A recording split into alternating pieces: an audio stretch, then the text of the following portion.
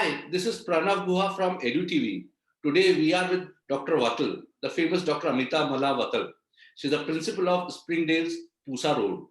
And Springdale's has got a couple of branches, Dholakua as well as in Dubai also. I had a chance to visit Springdale, Dubai also.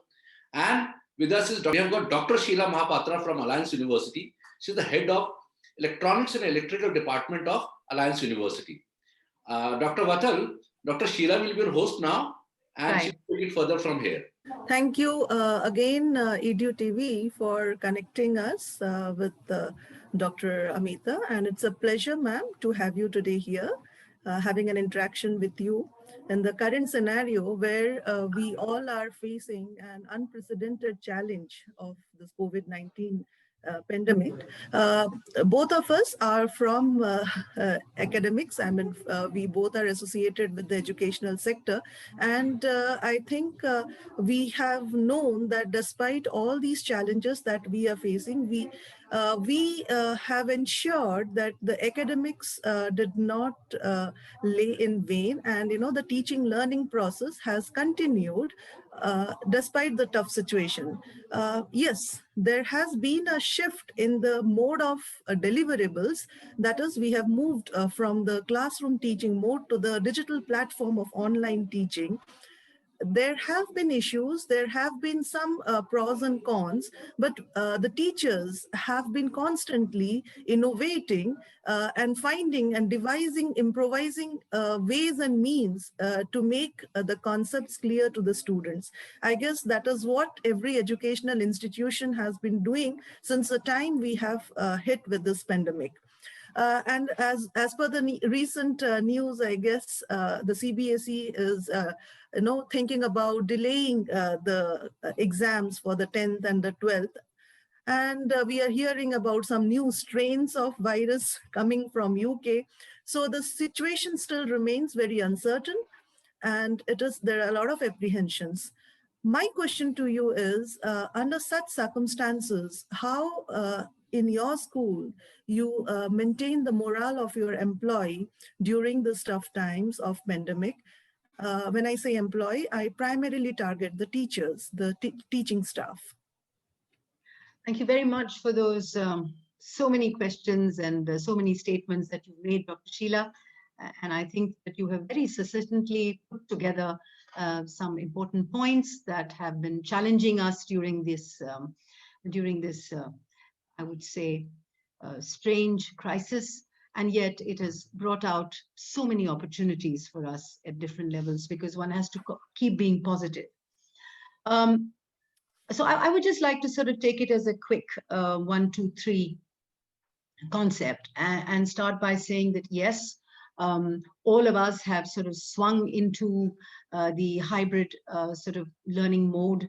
In fact, more so the online learning mode starting March 20th, when all our lives got turned upside down because of this, because of the virus. And it was a great challenge to teachers across the country. There were 2 challenges. One was as to suddenly transforming themselves into becoming tech whizzes, which of course people may have had smart boards and computers, but they really were not geared to start a parallel online school. So one was that big challenge. The other challenge that still faces us as a country is that thousands and millions of children have no access to online learning.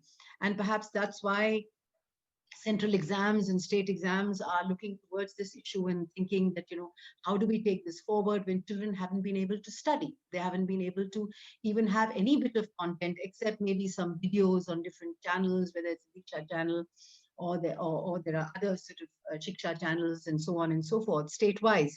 But the truth is that a lot of students have not really had access to learning this entire year, and there's a huge learning gap. And so we have to take that into consideration. And perhaps that is why the minister has said that they have to sort of wait and watch and see how do you take the way forwards, because they are children. So one is that. The other is that, you see, technology, no doubt, has been a great lifeline for us, for those of us who have access to it. But yet it does not humanize us in so many ways, because there is a certain hubris, there's a certain boredom. There's a certain fatigue that steps in consistently speaking to people from a box. And, that becomes, and the other problem with this is that people don't have any value for other people's time. They feel 7 o'clock you can have a meeting, 1 o'clock in the night you can have a meeting, 8 o'clock you have a meeting, 3 o'clock in the morning you have a meeting. I don't think that's good. I don't think that's good for relationships. I don't think that's So good for, happy that you pointed this out. yeah. And this is across the board. I don't know why people do this, because after all, the teacher is the teacher. She also needs to look after her family. She also has elderly people in her family. And you know very well that because of this, a lot of people have stopped domestics from coming into the home. As a result, it's a huge pressure that is coming on to a lot of people who are working, because some of them are working from home and many of them have to do so many other things besides what they were doing. So the routine has been completely dismantled. As a result of which, I think there's a lot of stress which was not there before this, because the stress is of catching the disease, the stress is of looking after your family, the stress is of bringing money to put food on your plate, because you also have to keep working. So I think when I look at my teaching community, I look at it and, and I think that whatever took time for an hour in a normal school situation now takes 4 hours by the time you convince somebody of something. And every day teachers have to start looking at new models of how to teach, how to keep children engaged. So as far as I'm concerned, I do create situations where teachers can take little gaps, and so they don't have to be there all the time. If they call me and they tell me I'm feeling a little stressed out or I need a little break, because now there are no holidays, so to speak. And so in the middle, people take 2-3 days gap and go off somewhere or be somewhere if they can. So if a teacher wants to take a break, I immediately give it, realizing that she needs a little time on her own. Also, if God forbid, there are certain family functions or there are some problems that may arise, you must give your teacher gaps, because then she realizes, because no teacher likes to sit around doing nothing. Every teacher has a great sense of responsibility. And so I don't believe that anybody wants to just sit at home. So I do believe that teaching is one of the few missions, and I call it, not a profession, where people are really connected to their students and they don't want to make silly excuses for not being in a classroom. It's definitely something which they have a problem with, and that's why they won't leave. And so one is this. The other is that I constantly create small programs for them, online programs in which we can have conversations. We can do some meditation online.